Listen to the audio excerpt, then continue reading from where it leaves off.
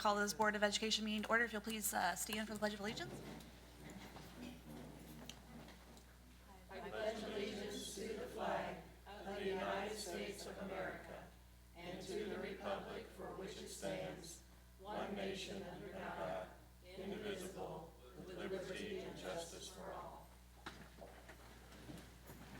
Do we have any additions or corrections to our agenda? Just one correction, Madam President. No longer need to request an executive session, so I'd ask that that be removed from the agenda, please. Okay, I will entertain a motion on the agenda. I move that we approve this agenda as corrected. Okay, I have a motion. Would anyone like to second that? Second. I have a motion and a second. All those in favor, please raise your right hand. All those opposed, same sign. So move 5-0. Moving on to our 16-17 budget hearing.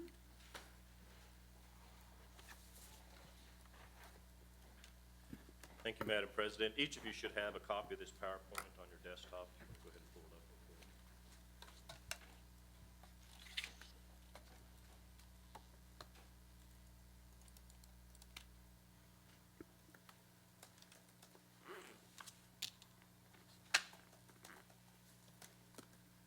Okay, Madam President, Board of Education members, it's that time of the year where we take a look at the upcoming fiscal year budget, the FY17 budget. And before we actually call the hearing and open the hearing, I'd ask for just a few minutes to share information with you in a summary about the proposed budget. As you recall, at the last Board of Education meeting on August 9th, we had a lengthy work session in which we had Executive Director of Business Lisa Peters went through the entire proposed budget document with you, went through each of the funds, that talked about exactly what we were proposing in terms of those funds, what we were proposing in terms of mill levies, and had a lengthy session. And then after that, the Board of Education approved the publication of that document. It was subsequently published in the Salina Journal on August 11th. And then per statute, we waited the necessary 10 days. Actually, it's been 12 days now before we had the formal hearing. And so we'll have the formal hearing here this evening.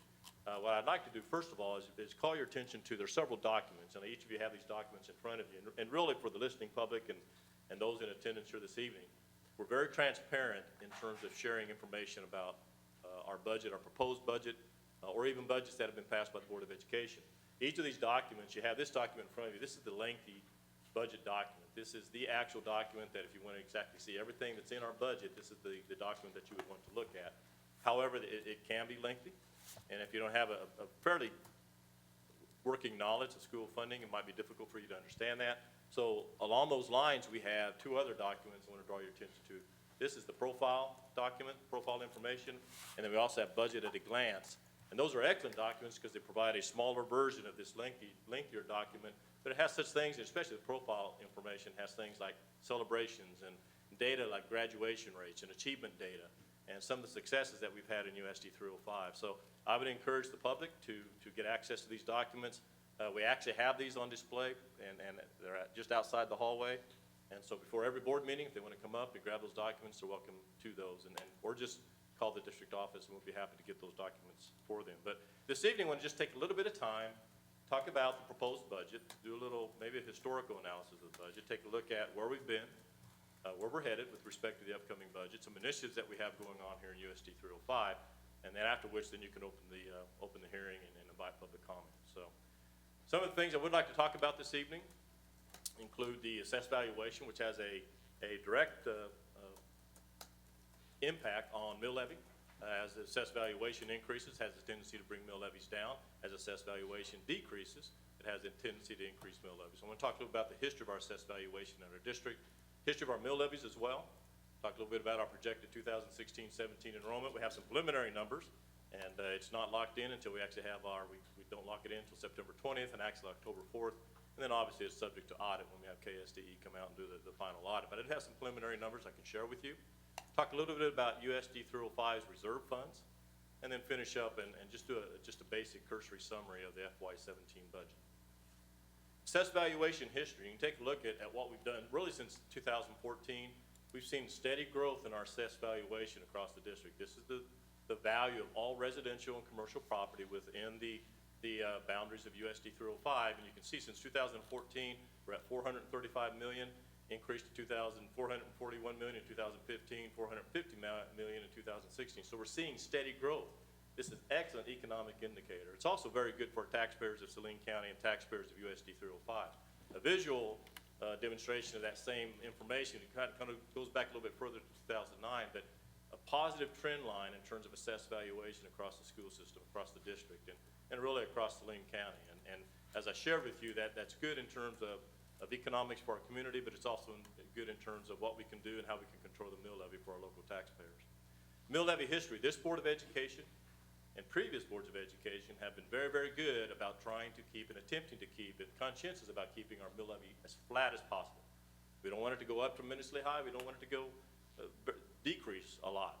And so we try to keep it flat. You can see since 2008, we've had a little upticks and downticks, but for the most part, it's a pretty straight trend line going across there. And you can see that from that, we're already projecting for this current fiscal year budget that we're asking approval on this evening, a decrease of 0.42 mill levy. But even the year that we had the bond issue passed, the $110 million bond issue, we still saw a decrease in about 2 mils of our mill levy, which was totally unexpected. But that was the time when the Supreme Court, the first time around, ordered the equity funding into the LOB, and it lasted for about a year, and then legislature pulled it away, and so then it got back in court again. They did it again this year. But it's really very, very unusual, highly unusual to pass a bond issue of that size and then still see the mill levy go down. But you can see what we've done with the mill levy. We are projecting a total mill levy for this FY17 budget of 55.7 mills, which is a 0.42 decrease from last year's mill levy.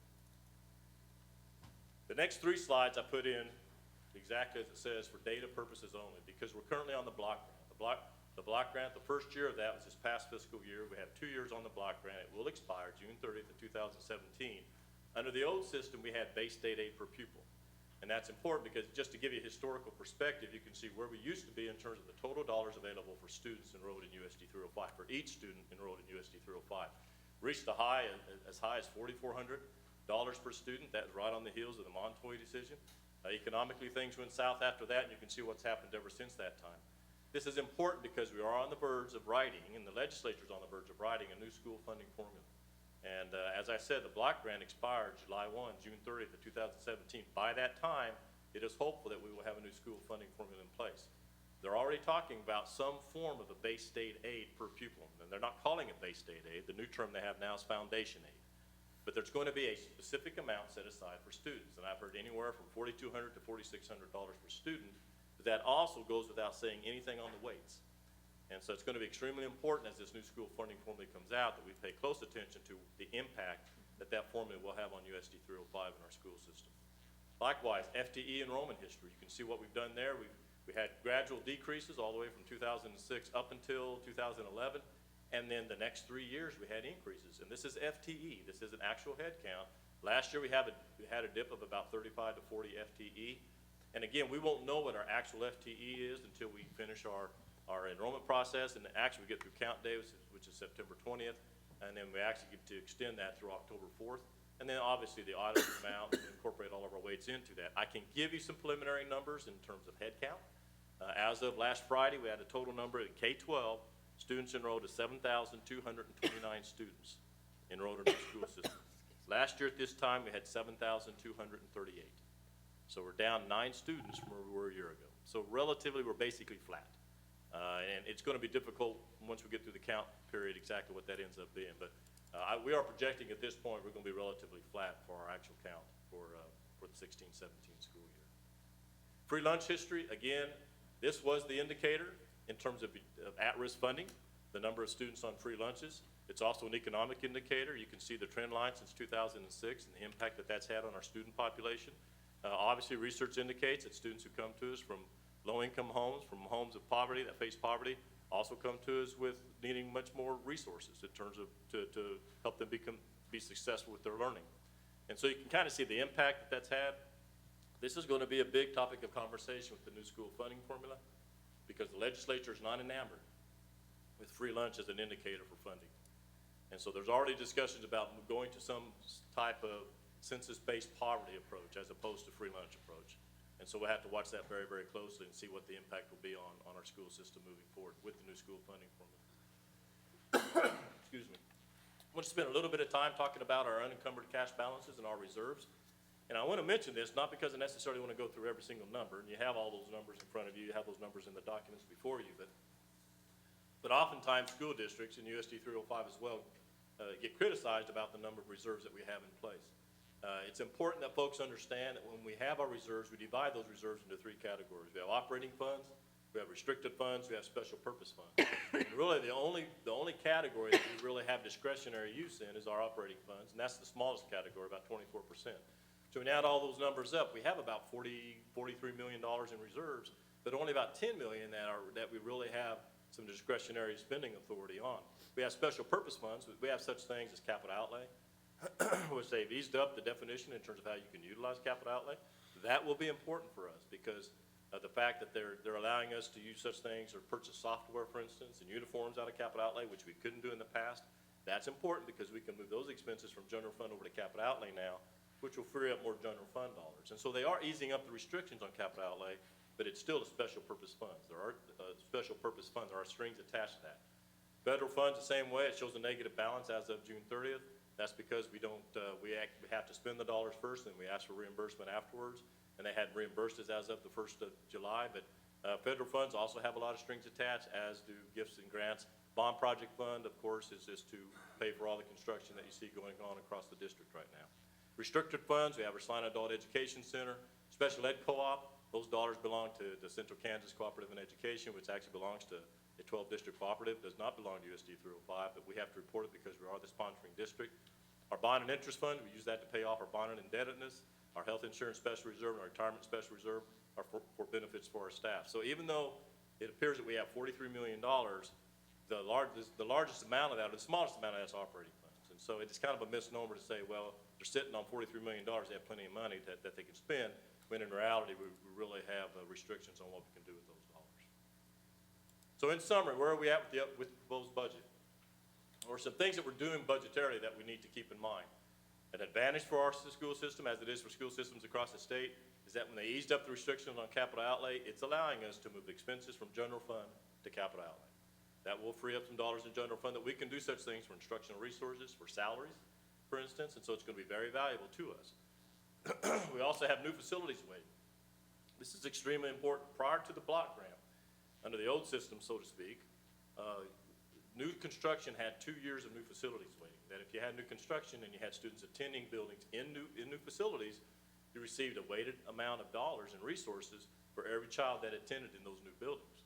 When the block grant came up, there's a lot of conversation. I can still recall the midnight hour conversation and have numerous conversations with our local legislators about the impact that would have in our school system, especially as that was just about the time that we were starting construction. And had we had 2 years of new facilities waiting on all of our buildings, it would have been a large amount of additional resources that we're not going to be receiving. However, be that as it may, we were able to do some bargaining, I say we, from the legislative side, to get at least 1 year of new facilities waiting in that block grant legislation. And so what that allows us to do is for all the projects that we're going to be completing by September 20th, and Mr. Upson's here this evening and Ms. Scheck to talk about those, as long as we have students present and attending in those new facilities, we're getting new facilities waiting for those facilities for 1 year and 1 year only. That will help us in a transition year as we move forward, as we need to hire additional staff, say for all-day kindergarten and do some other things as well. And that could be as much as about $500,000 more. That had we not had that written into the block grant, that's $500,000 that we would not be having for the current fiscal year. So that's extremely important to us. This budget also includes an increase in the capital outlay mill levy. From last year, it was 6.047 to 8 mills, and it's going to be an increase in, it will also increase in capital outlay state aid as a result of the equity decision. This is going to be important to us because it allows us, because we can move the expenditures over from general fund to capital outlay, gives us more authority on the capital outlay side, plus the fact you correspond that with the equity money that came into the LOB. The equity is going to decrease the mill levy on the LOB by 2.374 mills. So they somewhat offset each other. So we're able to increase our ability to spend more dollars out of capital outlay, out of general fund, and the fact that the LOB went down lower on that mill levy, we still can offer our taxpayers a overall decrease in the mill levy. The bond and interest mill levy will not change. It's still going to remain flat, so no changes in that. And at the same time, we were able to include an average salary increase across the board of 3% for all staff. So that also was very, very good for us to be able to do that. The headline then is this. USD 305, the proposed budget, offers to USD 305 and Saline County taxpayers a decrease of almost $500,000, 0.42 mils. That's good for our taxpayers, it's good for Saline County. The bond and interest mill levy stays flat, the adult education mill levy stays flat, the LOB mill levy goes down 2.374 mils, capital outlay mill levy's up 1.953. The net effect, we have an overall 0.42 decrease in the mill levy for USD 305 for the FY17 budget. And again, that being said, the current school funding legislation, the block grant, expires June 30th, 2017. And I don't need to tell a lot of folks that there were some major changes with the recent primary elections. And so the face of what's happening in Topeka, I believe, will also change beginning in January. We have general elections that are still coming up, and I believe there's going to be more changes as a result of that. But I think the preliminary conversations that have already occurred about the new school funding formula, which was cause for concern for myself as well as a number of other superintendents across the state, had some provisions in it that were not good for public education. I believe now, because we have a change in who's going to be in Topeka, the conversation will change. And that's going to be good for public education. It's going to be good for Salina. So on the horizon, well, it's not really on the horizon. This has already arrived. I see Ms. Zimmerman, you've got your all-day K shirt on, so you can model that shirt. Yeah, we had a good time with that. It was a true celebration that first day of school, and we had all the kiddos coming with their shirts on, and you know, for the first time in our history, we've had all-day kindergarten implemented district-wide in USD 305. And so a tremendous, tremendous accomplishment. It's one of those things that with the bond construction, we needed the additional space to make it happen. All of our elementary schools have successfully implemented all-day kindergarten effective this school year. And even the schools that aren't quite finished yet have implemented all-day kindergarten. And so we are moving forward very, very well with that. Career technical education pathways are expanding as planned. That's part of the 2 high schools. We continue that construction. Once those constructions are completed, we're offering additional pathways in video production, in welding, which you already have. We're talking about residential construction. We're talking about CNA. We already have a partnership with K-State Polytechnic on computer programming. So there's just going to be a multitude with culinary arts program, just a multitude of additional pathways that we're going to be able to offer, many of those as a result of the bond construction that's currently taking place. Bond construction at all district schools continues. As I mentioned, Mr. Upson and Ms. Scheck will have a report on that here in just a few minutes. And I need to bring to your attention September 21st, 2016. It's a big day, huge day when it comes to school funding in the state of Kansas. We've already heard from the Supreme Court in terms of their decision on the equity portion of the Gannon case, and they will begin their hearing September 21st on the adequacy portion, and that is the larger portion of the two. The equity ended up being about $50 million in order to get, actually about $38 million in order to get it done. The adequacy could be as much as $500 million, or $500 million. It could be a $500 million decision, and I believe, I may be biased, but I believe that the court will probably order those dollars in, or at least a portion of those dollars into public education. It's something we need to keep an eye on very, very closely, because if that happens, and we have a lot of new faces showing up in Topeka, their first order of business is going to be try to get the state back on solid financial footing, and the state's on not solid financial footing right now. At the same time, it's trying to come up with as much as what could be $400 to $500 million. So it's going to be a challenge. I would encourage everyone to pay close attention to what happens in Topeka. I do not expect to see a decision prior to the election. I think that we're probably going to see something prior to the next legislative session, which convenes in January, but I do not believe we're going to see anything prior to the November elections. And then finally, and I alluded to it earlier in my presentation, we still have elections coming up. We've already had our primaries. We have elections in November. I encourage everyone to get involved in the electoral process, in the political process. Education is one issue. I know there's many, many issues out there, but education is an extremely important issue. And so I would encourage our electorate to get involved in the electoral process and be part of that process, and go out and listen to the candidates, because it's important that we elect folks to Topeka who are positive and support public education. So with that, I stand for questions. If there are no questions, then I would then ask Madam President if you go ahead and open the hearing and invite public comment. Does anybody have any questions before I open it up formally for our public hearing? Seeing none, I'm going to then formally open up our meeting to public comment. So if anybody in the audience has a comment they'd like to make, now would be the time. You can approach the podium here and make your comments. And I'll give you a few minutes, seconds, whatever. Seeing none, can I go ahead and call for a motion on that? Or would anybody, I will entertain a motion on that. Andrea? I move that we accept the budget as proposed. Okay, I have a motion. Would anyone like to second? Second. I have a motion and a second. Any discussion before we vote? Seeing none, all those in favor, please raise your right hand. All those opposed, same sign. Motion carries 5-0. Moving on in our agenda to our recognitions and presentations with Jennifer Bradford Vernon.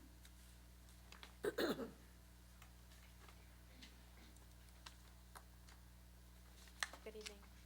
Each year, Salina USD 305 is honored to recognize 2 instructors who have been selected as District Teachers of the Year. The awards are sponsored by the Kansas State Department of Education and affiliated with the National Teacher of the Year program. Semifinalists representing Region 1 will be announced at the Kansas Teacher of the Year Awards Luncheon September 10, and state finalists are named in November. I am pleased to introduce to you our secondary Teacher of the Year, Jake Montoya. Jake Montoya received his bachelor's in music education from Kansas Wesleyan University and is currently finishing his master's from Kent State, Ohio. Before joining Lakewood Central and Cottonwood 4 years ago, he taught at Solomon for 9 years. Through the power of music education, Jake demonstrates that all youth can find a connection to music. He approaches them as individuals, teaching to their strengths and building upon their potential. At this time, I'd like to invite Jake to the podium.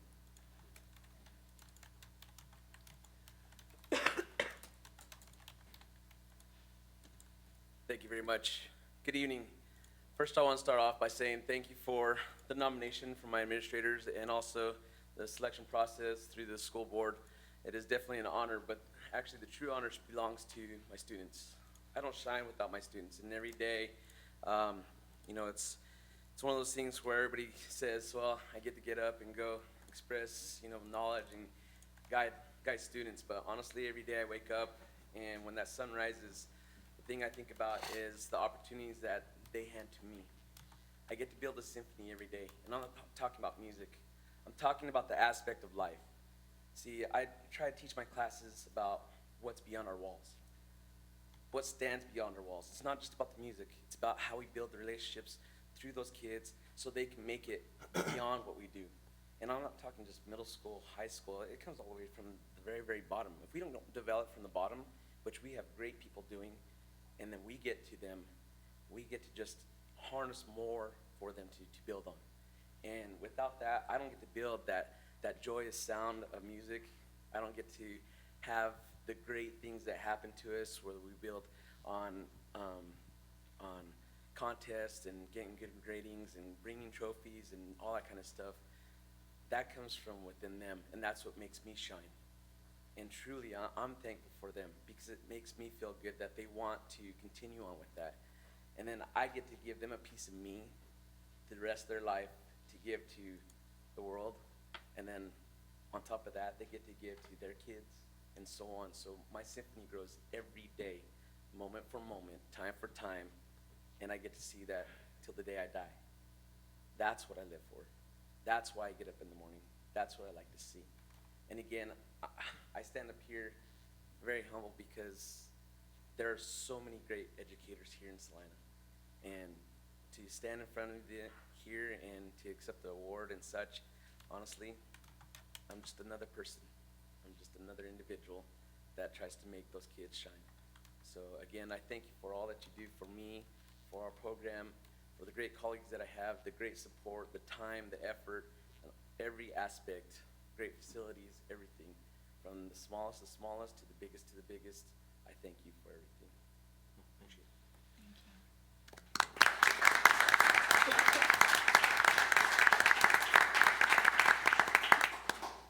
Thank you, Jake. I am pleased to introduce to you our elementary Teacher of the Year, Linda Rohr. Linda received her bachelor's in music education from Hastings College in Nebraska and her master's from Kansas State University. Before joining Sunset's Teachers 18 years ago, she taught at Hageman and Salina, Junction City, Fort Riley, Wamego, and Glasgow. Linda inspires students of all backgrounds and abilities with her innovative and creative teaching style. Her positive, student-centered classroom gives students the opportunity to grow musically. I'd like to invite Linda to the podium.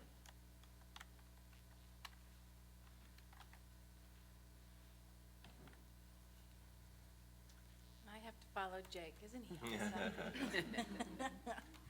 Got lucky at the big back to school thing. I got to go first, so.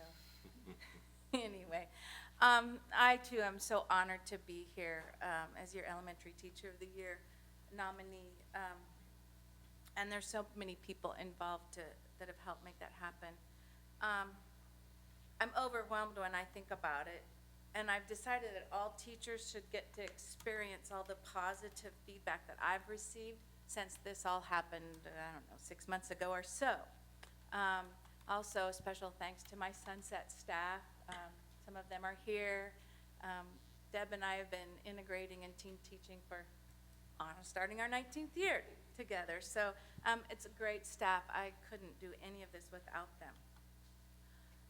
But a friend told me to talk about what drives me. Music education is my passion. I've spent 20 years, mostly in Salina, being an advocate for music education in USD 305 for our kids and our music teachers. I love what music does for kids. I love what it does for their brain development, for their social skills, for their self-expression, their self-esteem, and for their hearts and souls, most importantly, because music speaks to kids in a lot of ways that other things that they spend their time doing during the day don't. So again, thank you to all of the board members, administrators, and parents who have worked to support the music education. You've shown your support by believing in the importance of our music PLCs and allowing us to meet together. You've believed in us by allowing us to have our own music staff development. You've shown us that you value our efforts by allowing us to attend amazing state and national conferences. And of course, you've supported us financially. This helps us all be better music educators and therefore better for our kids. So thanks again for this honor. I'm very proud to represent USD 305. And so in closing, I want to just say a very short quote that has been my inspiration and that many of us elementary music educators believe in. Tell me, I forget.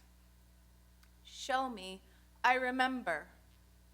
Involve me, I understand. Thanks again.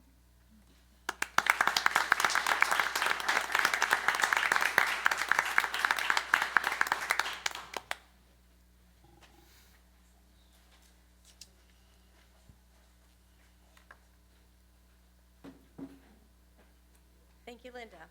We have special gifts and recognitions to present to you at this time. We greatly appreciate the support our local businesses give to this program. In the gift bag, you will find a custom-made watch sponsored by Randy Johnson, Jostens, and a gift certificate donated by Martinelli's. The second envelope contains the H.E. and Irma Lee Nuss Teacher of the Year Awards.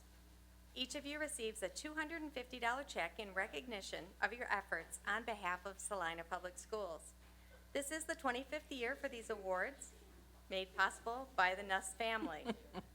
H.E. Nuss was the assistant principal at Central High School for 10 years and a Kansas educator for 28 years. Irma Lee Nuss was a librarian at USD 305 for 11 years and a Kansas educator for 37 years. We greatly appreciate Mrs. Nuss's generosity and support of the Teacher of the Year program.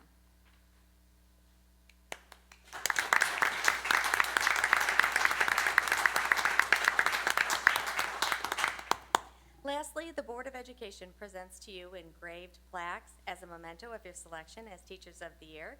Your pictures will hang in this meeting room through the year, and your names have been engraved on the perpetual plaque.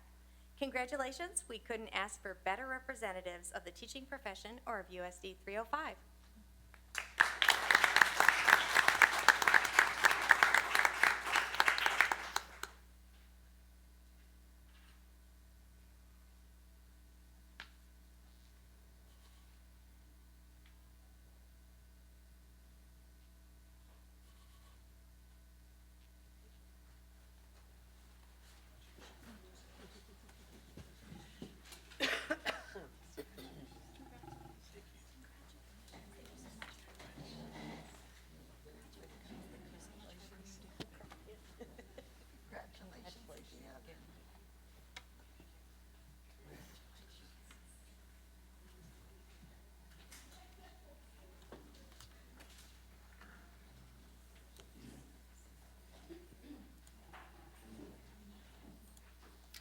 Moving on in our agenda to our bond projects update with Mr. Upson.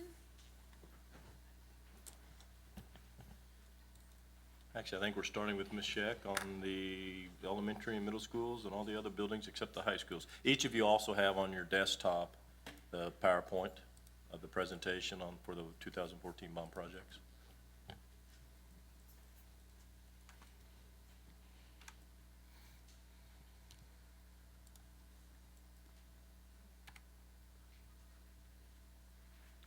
Good evening. Tonight, we're going to start with Oakdale Elementary School. The construction at this building is now complete. As a kind of an add-on to the construction, we decided to do some additional asphalt seal coating, and that included 2 of the old play pads that were in not very good condition, and that work has been done. The school now has the option to figure out how they want those new play pads striped, so their kids should be enjoying those soon. This project did not meet its original construction completion date. However, they missed it by less than a month, so the delay in construction did not impact the start of school. I am very pleased, as it shows up there, to report that this project came in just a little over $1 million under budget from its original construction budget. And this will be the last update that I provide for Oakdale Elementary School. Cottonwood has its front office up and running now. All Day K has also started in their new kindergarten classrooms. The project is down to the final interior finishes and some minor site work. We are expecting this project to be complete within the next couple of weeks. Fusner also has their front office and their kindergarten rooms being occupied. As with Cottonwood, the project is winding down and should be substantially complete in the next few weeks. We do have some work that's continuing on their playground area. They've had a new asphalt play pad that's been poured, as well as some concrete sidewalks. South Middle School is our third school that has their front office addition complete, and the staff is occupying that space. The picture that is up there is the demolition of what used to be their current front office and will now become their special education suite. Now that we have received our final numbers on the overhead volleyball system for the new competition gym, it was determined that that was not cost effective to pursue. So we are now looking at installing those systems in the existing competition gym. I'm going to back up a slide. How do I go back, Chris? There we go. We have a lot of front office renovations that are taking place through the bond projects, and I'm really proud of how our new front offices look. They're very warm and they're inviting for the public. And the schools are especially proud of what our patrons see when they walk into our building. So, Husner is a really good example of, the great improvements that we've made at our front offices, which are kind of the face of our buildings. Stewart Elementary School is lagging a little bit behind their original schedule. The front office renovations hit a bit of a snag when the casework for the reception area came in the wrong color. The general contractor has figured out a way to correct that issue without costing us a substantial amount of time. The kindergarten rooms are nearing completion, and that's the picture that you see on the slide. We're hoping to be able to occupy these spaces before the deadline for the facilities waiting.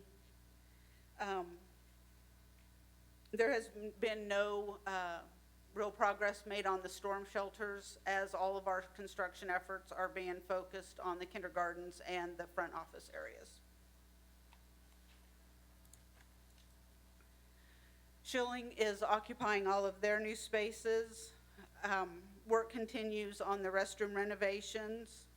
All the work that is happening at these restrooms is either happening before school starts or they're waiting until after school is out so that the students have full access to all of the facilities. Landscaping is scheduled to begin within the next couple of weeks. And Schilling's new playground equipment is scheduled to be installed mid-September. Work is in progress for the front office at Schilling. The last time I was over there, they were still constructing the new reception desk, which is what you see in the slide. This area should be completed by the end of the month. Progress is also being made in the new kindergarten classrooms. The electricians were finishing up their above ceiling work. The science room and storm shelter additions, again, have seen little progress since we're focusing on the kindergarten and front office areas. This project has hit a few snags in the road as well, and I see Mr. Schroff is here, and I want to thank him and his staff for just kind of rolling with the challenges and being very accommodating and supportive of the bond project. So thank you, Mr. Schroff. Hageman, CKCIE really has nothing new to report. We are still waiting on the same doors and glazing to be delivered by Glass Services. They were the only provider on all of our projects for our doors and glazing, so they have gotten very bogged down with the amount of work that we've provided them. Opportunity Now has also begun making very good progress. The parking lot is underway and should be completed by the 1st of September. The picture here is of the new storm shelter. The footings and floor slab have been poured. The plumbing is also roughed in, and the masons are going to be on site later this week to start laying the block to build up the storm shelter. If I could, and I might interject there before Mr. Upson starts on the high schools, but I do want to say, and just to commend the work that's been done thus far, but the new facilities waiting that I was referring to in the conversation prior to the budget hearing, we had projected that we wouldn't necessarily have all the spaces ready to go for new facilities waiting. And I'm talking specifically for elementary schools and our middle schools, but with the exception, and the South Middles, they've got a ways to go yet, but all of our elementary schools, we will have the facilities completed to be able to take advantage of the new facilities waiting in every space, with the exception of maybe the multipurpose shelter at Sunset and Stewart and the science classroom at Sunset. But all kindergarten classrooms, all other multipurpose shelters, all other learning instructional spaces in our elementary schools will be completed by September 20, actually by September 15th, to allow us to be able to take advantage of that. And so that's just a tremendous accomplishment in terms of phasing the projects and moving forward with the projects so we can take advantage of additional resources on the back end by getting the waiting. So I just appreciate the work of not only the bond construction office, but also the administrators in terms of the cooperation and just the flexibility that has to happen when you start talking about logistically the things that need to change. And then with that in mind, and the high schools are the same thing, but just getting ready for school to start was a tremendous accomplishment. 3 or 4 weeks prior to school beginning, we had kind of things going on, you know, and so I can't say enough about administration. I can't say enough about maintenance and operations, our custodial staffs, everyone pulling together to make sure that we were ready to go. So I just needed to add those few comments. So, Chris. South High update. East wing is well underway and starting to take shape. We got a lot of the masonry up. Windows are starting to go in. Sheet rock will begin on the inside of the building next week. That'll be a months and months long process. There's a lot of sheet rock in there. Most of the interior rough-in is done. They've started preliminary polishing of the concrete floors. So work is progressing very nicely there. The competition gym renovation is a little bit behind schedule. We ran into some issues with the floor. We are correcting those issues so that we can make sure we get a solid gym floor that'll last a long, long time. The new auxiliary gym, all the concrete panels are up and the roof is on and the floor slab is in, and so that'll start finishing out on the inside pretty rapidly. The natatorium is a sight to behold. It's completely scaffolded, the entire natatorium, inside the pool, everywhere, because we're replacing the ceiling. And you just can't throw up a ladder and replace the ceiling in there, so it's scaffolded all over. We've repaired the pool lip, and it is on schedule and looking good.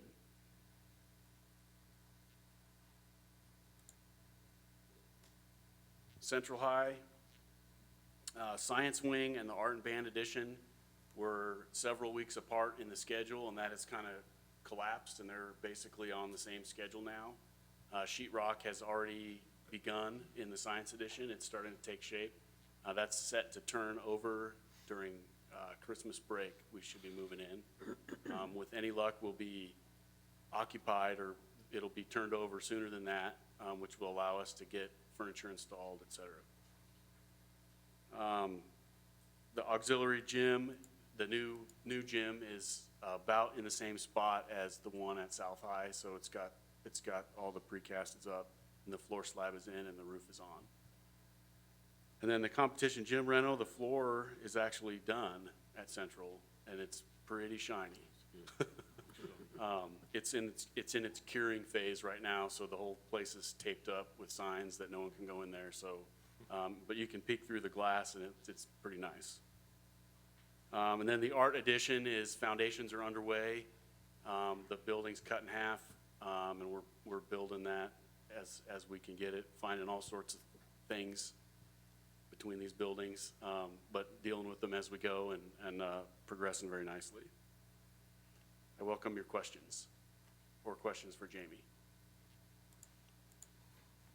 Yes, ma'am. Just out of curiosity, what type of glass do you use in the secure entry areas?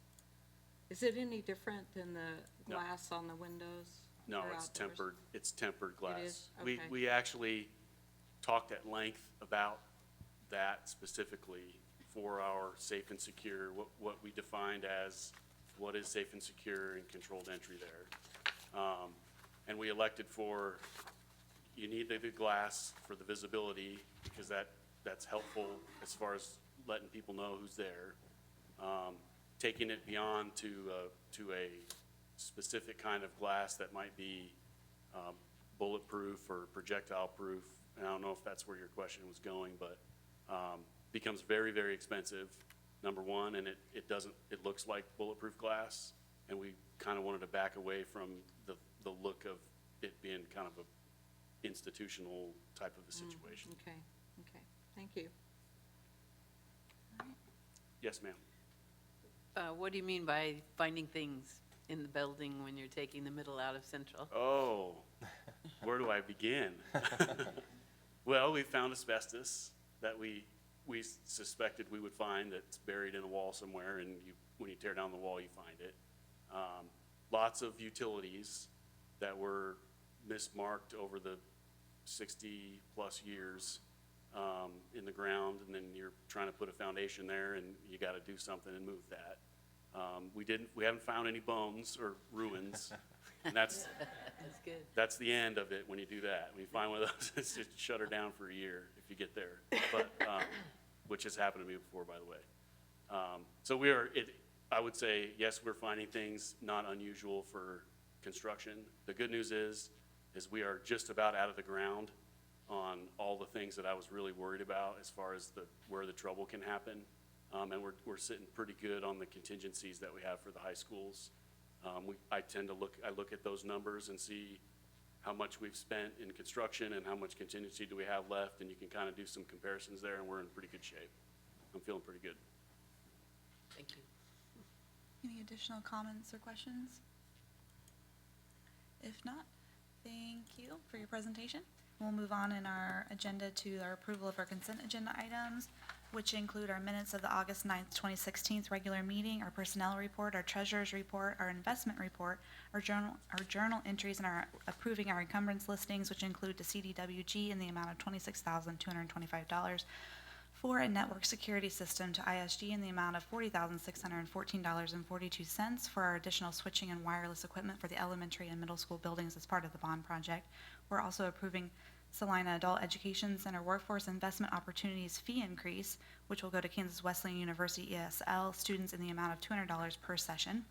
We're also approving South High School gift acceptance from Heineken Electric for a surface sanding machine valued at $12,500. I will entertain a motion to approve these items. Madam President, I move that we approve the consent agenda items as presented. And a second. I have a motion and a second. All those in favor, please raise your right hand. All those opposed, same sign. Motion carries 5-0. Moving on to our public forum, if anybody would like to address the board about any issue, not necessarily about the budget, now would be the time to do so. Seeing nobody rushing up, we'll move on to our action agenda items, starting with our Central High International Thespian Out-of-State Field Trip with Mr. Newlick.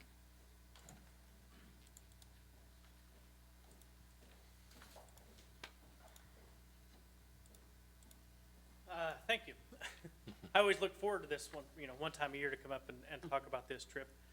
We go to International Thespian Festival in Lincoln, Nebraska. One of the things I enjoy about it is the housing. I sleep really well knowing that girls are in one location and boys are in the other. But this past year, we had 3 kids from Salina that performed in the All-State Show from Kansas. It was the first musical we had. There was 2 kids from Salina South and 1 from Salina Central that performed there, and so we had kids on the main stage there. We are going to have our show, Fox on the Fairway, which is in October, adjudicated to perform there at International Festival. The last time we took a main stage show there was in 2012. We have since performed there 5 times, 3 one-acts, and 2 sets of that. While there, the kids will have the opportunity to take classes, audition for scholarships, and audition for colleges. The classes that they take are a lot of times taught by college professors as well as professionals in the theater field. I will tell you from personal experience as a teacher, I actually attend several of these workshops, and I get a lot out of them. I went to a lot of lighting and sound workshops this year to make sure I was prepared for this year, and needless to say, I'm excited what's going on at Central. So, Okay. I'd like to make a motion. Thank you. I recommend that we approve the Central High Thespian trip to Lincoln, Nebraska on June 19th through June 25th, 2017 as presented. Okay. I have a motion and a Second. second from Ramona. Any discussion before we vote? Seeing none. All those in favor, please raise your right hand. All those opposed, same sign. Motion carries 5-0. Thank you. thank you. Moving on to our last action agenda item, which is the resolution to extend term of office with Mr. Hall. Yes, Madam President. In 2015, the Kansas Legislature passed House Bill 2104, which changed local elections, including school board elections, from what were held in the spring of odd-numbered years to the first Tuesday following the first Monday in November of odd-numbered years. Effectively, what this did then is that extended several of your terms. Actually, it extended almost all of your terms. But by action, we need to have the local Board of Education pass this resolution, which will acknowledge the fact that those who originally would have had terms ending in 2017 will now have those terms extended to the second Monday in January of 2018. And specifically, those board members are Ms. Jonna Vossler, Mr. Brett Cooper, and Ms. Mary Ann Trickle. So I'd ask the board to read the resolution and take action on the resolution that's contained in your packet. Okay. Now, Probably need to read it if we could. and I will entertain that motion. And Ramona raised her hand, so I'm not going to let her get out of it. Madam President, as the newbie, I am honored to read this. Pursuant to KSA 2015, Supplement 2521-21A01, extending the term of office for any elected board member whose term would expire at any time in 2017 until the second Monday in January 2018. The following resolution is presented. That was not it. No, now you No. can go ahead and read the whole thing. Now, You're fine. read now finishing. Resolution number 0316. Resolution to extend term of office. Be it resolved that the Board of Education of Unified School District Number 305, Saline County, Kansas, hereby extends the term of office for any elected board member whose term would expire at any time in 2017 until the second Monday in January of 2018, when newly elected members of the governing body and other newly elected officials shall take office pursuant to KSA 2015, Supplement 25-21A01, adopted by the Board of Education of Unified School District Number 305, Saline County, Kansas, the 23rd day of August, 2016. Okay, I have a motion. Would anyone like to second that? I second it. Mary Ann, I have a motion and a second. Any discussion? I have some discussion. I I've just been- feel very wrong. Very wrong. I've been starting a list of things. If we really have a turnover of lots of lawmakers in Topeka, I'm making a list of all the things they need to undo as soon as they get into office. And Is this will on be that list, included Dan? in that, It's yeah. on that list, all right. All right, any additional discussion before we vote? Seeing none, all those in favor, please raise your right hand. All those opposed, same sign. Motion carries 5-0. Moving on, I believe we do not have any discussion agenda items, so we'll move on to our school board committee reports and upcoming dates of importance, which include Thursday, August 25th. We have our Kennedy ribbon cutting at open house at 6:30 p.m. Monday, August 29th at Oakdale, we'll have another ribbon cutting and open house at 6:30 p.m. Thursday, September 8th at Cottonwood, we'll have another ribbon cutting and open house at 6:30 p.m. And Thursday, September 20th, we'll have our Schilling ribbon cutting and open house at 6:30 p.m. Mary Ann, do you have any committee reports? Would you like to start us out? Yes, we had a Smoky Hill Service Center meeting last Thursday, and we approved the tentative budget Okay, at that meeting. okay. Ann? I believe the only thing I have done on behalf of the school board since the last meeting was to attend the first day assembly. I think that was since the last meeting, right? Okay, thank you. Okay. Nedra? Attended first day assembly, and also attended the executive committee for Salina Education Foundation last week. All right. And Ramona? And I attended the Park and Rec Advisory Board meeting, which was awesome. As I did, and they just opened Barclay Park Yes, on, I believe that on was Saturday. On Saturday. I believe that they was well received and well attended, from what I understand.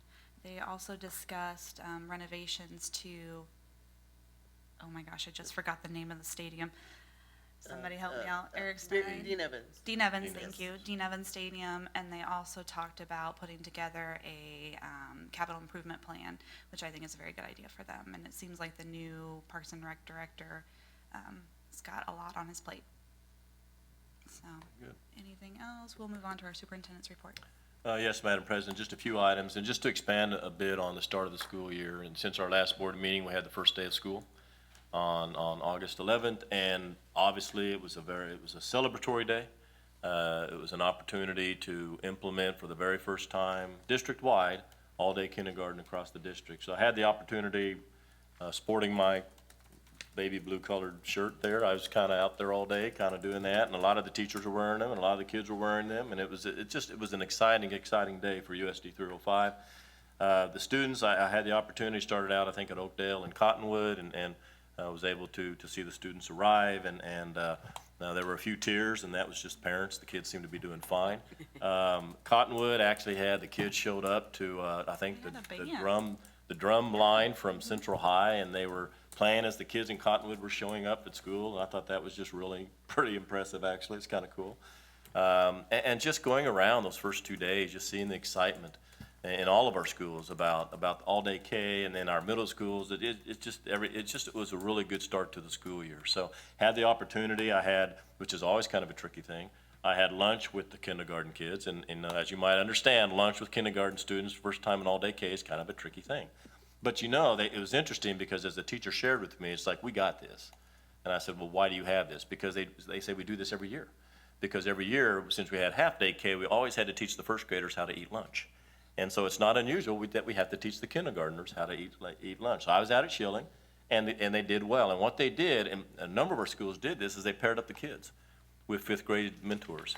And they had fifth graders come down who sat with the kids and walked through line with the kids, showed the kids how to get their fruit, showed the kids how to get their vegetables, showed the kids where to get their milk, and then sat with the kids and ate lunch with the kids. And so I thought that was such a really good way to transition the kindergarten students. And I, as luck would have it, I had lunch with several kindergarten kids at South, and at Schilling, and the conversation was really good. I did help with some ketchup packets and milk cartons, and once we were able to get everything opened up, we had a really good conversation, and had to the thing that they needed to understand is that there is a limitation on time when it comes to lunch, because they really like to talk and they weren't eating as much as they should be, and so they're going to have to figure that part out. But they did very, very well. And then they were able to go up and empty their trays, and so I was just impressed. I made my way over to Coronado. It was kind of in the afternoon, so I was kind of concerned, getting about 2:30 in the afternoon, how the kiddos doing. Kids were doing great. The teachers looked really tired. But the kids looked really, really very good. And so I'm very impressed. I mean, a lot of it goes to the work in Lynn's office and the training that took place to get all the teachers ready to go. And I just feel very, very good about the implementation. It just went very, very well. So kudos to Lynn, to your group and your staff and all the work that was done to make that happen. And so it's exciting, very exciting. All students then started on August 12th. And we're going, we're up and running. It's kind of like, you know, once you get that train going down the track, things just kind of smooth and just keeps on going. So we're in very, very good shape as far as that's concerned. I had the opportunity to visit all schools the first 2 days, as well as our support buildings, and I just felt very good about what happened those first 2 days. So, and again, I can't say enough about all the work that went in to get the schools ready to go, because when you have as much construction as we have going on across the district, and to be able to stop basically on a dime and say, okay, now it's time to have school. That is not an easy undertaking. I was at Central High 3 weeks before school started, and I was just, I'll just be painfully honest, I was concerned. I'm like, I had a conversation with Chris and the superintendent there saying, you do realize we have students showing up here in just a few weeks, right? But the turnaround in that building was really nothing short of amazing. To take that building from where they were, and I mean, you all saw it when you were there for the staff assembly.